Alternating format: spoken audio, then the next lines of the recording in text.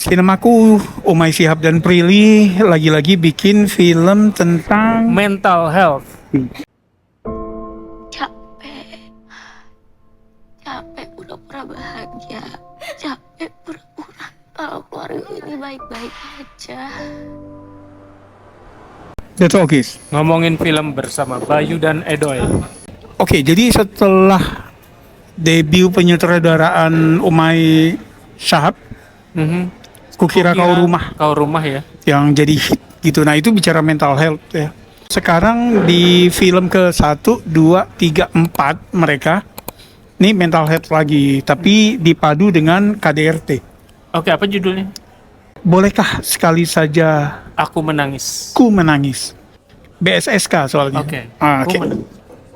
Itu dari lirik lagunya Runtuh, Feby Putri dan Firsa Besari. Oh gitu. Iya, itu ada lagunya kan? Ada lagunya. Iya, itu dia. Tapi gue nggak tahu source Ya, materialnya. kebetulan gue kan suka shuffle kalau di Spotify itu muncul terus gitu. Oke. Oke, nah jadi memang maksud gue oke ya, mereka men-tackle isu ini gitu. Gitu. Nah, jadi cerita ini ada Tari diperankan Prilly. Oke. Dia datang dari keluarga yang bapaknya abusive, physically abusive gitu ke ibunya dan ke dia. Oke, karena ini film dibuka langsung di adegan apa namanya? Anonymous. Support group, Iya, support group. gitu ya. Jadi si Prilly di situ malah pertama digambarkan kayak nggak serius, kayak ini bisa apa sih support group ini, kayak kesannya gitu kan. Dia nyimak aja nih yang lain cerita gitu kan. Nah gitu. Nah terus sebetulnya punya kakak, tapi kakaknya tuh udah Kabur duluan. mental duluan gitu kan, karena udah nggak tahan. Toxic ini. Iya gitu. Dia kakaknya bahkan kayaknya lu sama nyokap cabut juga deh, nggak bagus buat kalian gitu kan. Tapi kita tahu victim mentality membuat si ibu memilih bertahan dan percaya suaminya kan berubah. Stockholm Syndrome. Ya, jadi suaminya nih Surya Saputra di pas, dan di sini dia kan tinggi besar ya, jadi memang secara fisik menyeramkan gitu kan, tangannya juga kan gitu. Nah, ibunya Dominic Sanda. Kalau si Prilly bekerja di satu kantor apa tuh ya? Kayaknya sih agency ya, gue nggak tahu. Jadi digital agency kayaknya. Nah terus dalam perjalanan ketemu dengan Baskara, mantan atlet gagal. Jadi setelah tebusan dosa kemarin ada lagi nih karakter gagal. mantan atlet gagal gitu kan. Atlet basket yang anak basketball legenda basket gitu. Tapi dia punya masalah di pengendalian emosi. Dia tuh gampang banget ke-trigger gitu loh. Jadi berantem mulu. Walaupun kurus gitu kan, kayaknya kurus kering gitu, tapi emosinya nggak stabil.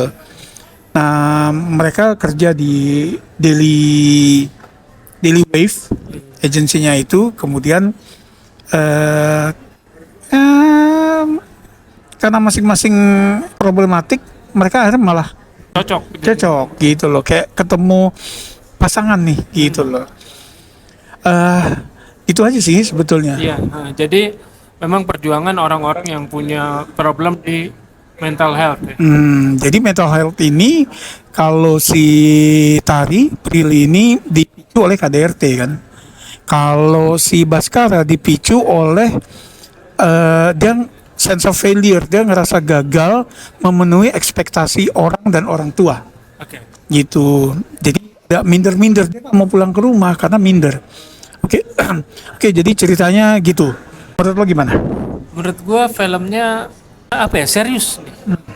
Gua pas ngeliat film ini, gua tahu nih film serius, apalagi dengan gambar yang menarik, pacing yang cukup enak diikutin, sama karakter yang membuat kita pengen juga ngikutin mereka. Nah, mungkin gue rasa karena acting di situ bagus ya. Gimana menurut lo? Oke, kalau gue story wise memang ini mestinya relatable ke banyak orang ya di kita ya, karena kita lihat di media atau di media sosial tuh kasus-kasus mental health, terutama yang berangkat dari problem keluarga tuh kayak makin kesini makin banyak gitu ya. Terus makin banyak anak muda yang ngerasa gue kena mental health nih gitu ya, terlepas dari benar atau enggaknya gitu. Gitu. Jadi mestinya orang bisa mestinya relatable ke banyak orang. Lo bilang acting, gue setuju. Jadi film ini menurut gue, bagi gue pribadi, memberikan beberapa kejutan. Pertama, secara overall dengan tema seperti ini, gue mikirnya ini film depresif nih. Gue nggak suka Kukira Kau Rumah. Oke. Ya, karena penggambaran mental health-nya tuh bikin lelah. Gue nggak tahu seberapa akurat, gue nggak bisa nilai itu, tapi ketika nonton tuh gue capek banget gitu. Terus kayaknya resolusinya tuh gampang. Ya, nah jadi gue ngerasa jangan, apalagi kan dari PH yang sama, filmmakers yang sama, gue rasa bakal kayak gitu nih. Ternyata nggak sedepresif yang gue bayangin. Jadi ini aja nih udah poin plus ya, poin plus gitu. Karena temanya berat, secara tema berat.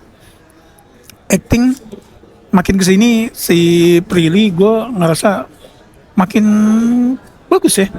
Makin bagus. Yang gue surprise justru adalah Dikta, karena Dikta.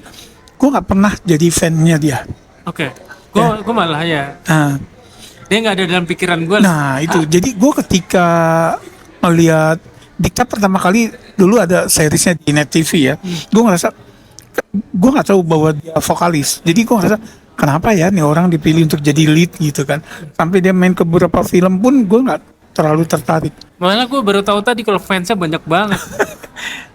Gitu. Dia vokalis Yovie dan Nuno. Iya. Iya, Terus karena dia deliverynya kayak natural. Gue kayak malah mengira ini Dikta nggak berakting nih. Dia emang asshole kayak gitu. jadi bener, jadi gue juga pas ngeliat ini, oh bagus ya ternyata ya, gitu loh. Gue ngerasa gitu, bagus ternyata gitu. Jadi tadi memang dia grow sebagai aktor atau memang sutradaranya bisa ngarahin. Oke. Gitu. Kalau misalnya Surya Saputra nih yang kayak agak exaggerated, actingnya gimana? Iya, gue ngeliat dia, gue sepakat ya. Nih selapis lagi jadi karikatural ya. Iya. Karena dia kayak speech patternnya tuh cara dia ngomong cara dia ngebelah kalimat gitu kan. Itu mengingatkan gue sama Bane si Tom Hardy gitu ya. Tapi gue nggak masalah di sini. Iya, gue juga nggak masalah. Gitu ya. Begitupun Dominic Sanda yang gue pikir dia juga aktingnya harus susah karena dia pasti bukan dirinya sendiri tuh. Orang yang lemah gitu, Iya. yang gampang menyerah, yang gampang memaafkan orang gitu. Jadi pasti ada dilebih-lebihkan sama dia supaya orang percaya kan. Nah, apalagi dia kan kemasannya bule-bule gitu ya. Jadi yang kayak masa sih kayak lemah gitu gitu ya. Nah, tapi di sini jadi gini. Kan ada korban terus ya yang enggak kok bisa berubah nih, yang tipe-tipe kayak gitu. Gue sebel sama beberapa keputusan yang diambil si karakternya ya, si Iya, Devi ya. pasti. Tapi gue bisa paham. Iya.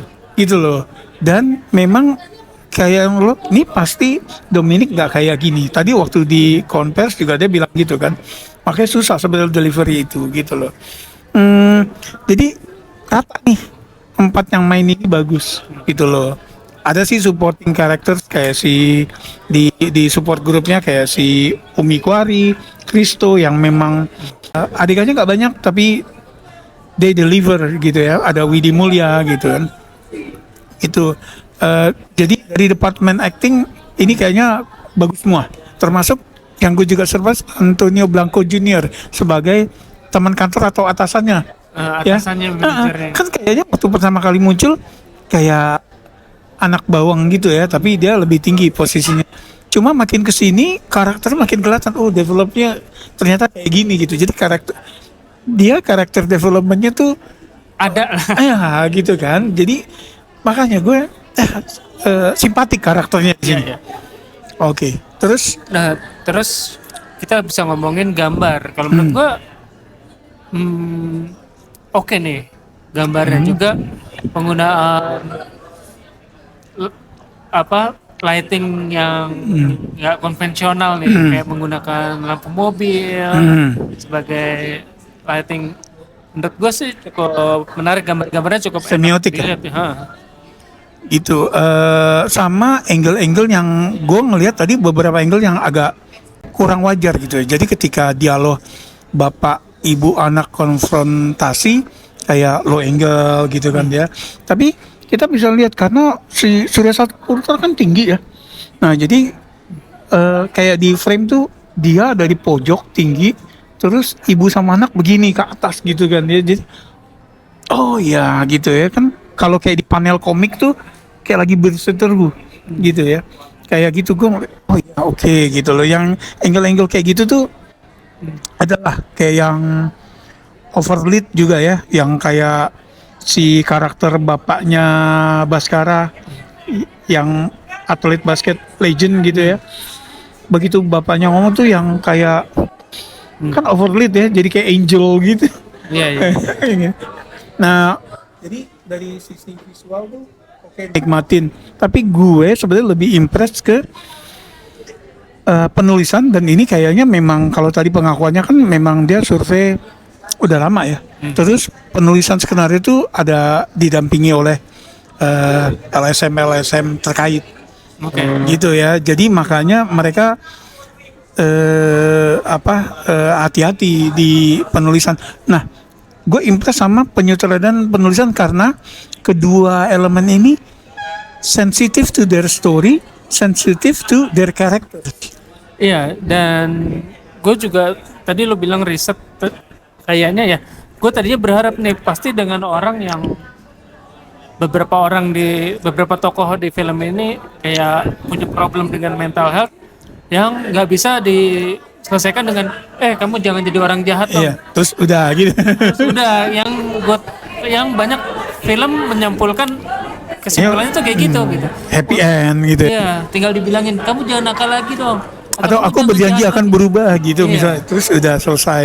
Nah, kalau di sini memang kayaknya berdasarkan riset makanya Iya. nggak terjadi itu. Nah, di sini digambarkan penyembuhan itu di ending film ini adalah awal dari perjalanan berikutnya, which is itu yang gue suka. Oke. Nah, tapi kalau bicara faktor yang lo nggak suka apa? Nah, gue sebetulnya enjoy ini filmnya dari depan sampai hampir belakang. Nah, apa yang bikin itu Sayangnya, jadi hampir? Gue ngerasa dalam membuat ending masih bingung nih, either penulisnya atau sutradaranya gimana cara mengakhiri film ini dengan baik. Karena menurut pribadi gue ya sebagai penonton, jadi secara flow itu udah naik, pada saat kita di atas kita turunin dikit untuk kesimpulannya gitu. Udah terjadi nih, tapi sama dia kesimpulannya ini masih digoyang lagi dengan ada push ke depan lagi gitu, yang menurut gue ngilangin momentum yang seharusnya nggak perlu dan bisa diatasi dengan nggak tahu penulisan yang alternatif gitu. Jadi gue ngerasa kita jadi setelah klimaks ini masih di push lagi lebih panjang lagi ceritanya gitu, mestinya selesai di situ. Oh, oke. Nah, kalau gue ada pemakluman karakter villain di sini kan, kalau mau dibilang villain ya si Pras, si tokoh bapak yang abusive itu kayak ada pemakluman oleh karakter lainnya gitu, dengan dia ngasih reason, oh, gue gini tuh karena gue dulu waktu masih kecil gini-gini gitu ya. Kemudian jadi seolah-olah Boleh. oh boleh gitu Alasan loh. yang bisa dimaklumi. Gitu loh. Nah, itu gue keberatan karena gue ngelihat bahwa sikap yang diambil oleh karakter yang memaklumi itu adalah sikap dari film ini. Gitu ya. Jadi seolah-olah film ini memaklumi kalau memang lo punya trauma, ya wajar sih lo bakal jadi gini ketika, nah itu loh. Ya, kita melanggar hukum harusnya Ya. hukuman yang setimpal. Ya, Anda dimaafkan tapi Anda udah melakukan kesalahan kan gitu ya mestinya gitu. Nah, itu kayak yang ya udah boleh gitu kan. Kayak gitu. Itu aja sih. Ya, Tapi memang ya, maksud gue film ini karena gue mengenal beberapa orang yang punya kesamaan problem dengan tokoh film ini. Kalau nonton film ini, kalau memang pernah punya pengalaman yang kurang lebih sama ya, ada keluarga yang KDRT atau apa, atau people pleaser, sebaiknya jangan nonton sendirian. Oke. Keluar selesai nonton film ini harus dibahas soalnya, nggak bisa disimpan. Gitu sih, Pak. Oke. Jadi kesimpulan terakhir, Skor lu? gue 7,5. Oke, gue juga 7,5 nih. Jadi kayaknya beberapa film terakhir yang gue nonton nih, Di atas rata-rata ya. iya gue suka nih gitu ya. Gitu. Jadi sebagai penonton film, setiap kali ketemu film bagus, tentu kita Kita suka. senang, ya. Gitu loh. Silakan komen yang udah nonton ataupun belum, fans Prilly atau Dikta, gitu kan. Makasih udah mampir. Jangan lupa subscribe, like, and share. Sampai ketemu di film berikutnya. Salam.